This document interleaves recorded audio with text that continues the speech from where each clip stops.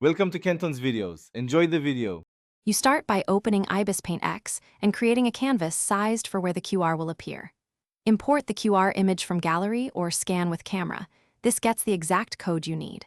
Once imported, place it on a new layer and name it QR so you can isolate edits.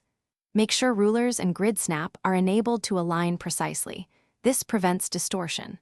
Lock the layer once positioned because accidental transforms will break code readability.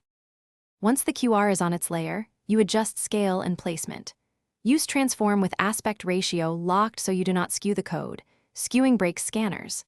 Next, optimize contrast by increasing brightness and contrast or adding a simple white background behind the QR so it stands out. Make sure no blending mode or filter alters blacks to gray. You should also preview at target display size if the code blurs. Undo and resize until lines remain crisp and square. Finalizing means exporting and validating. Export as PNG at full resolution and turn off lossy compression.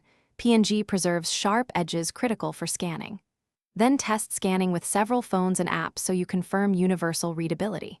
If a scan fails, revert the QR layer to the original image, remove any effects or filters, and ensure the layer is exactly square with high contrast.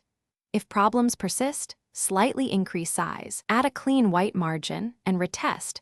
This usually resolves most scanning failures. Thanks for watching. Consider subscribing if we helped you.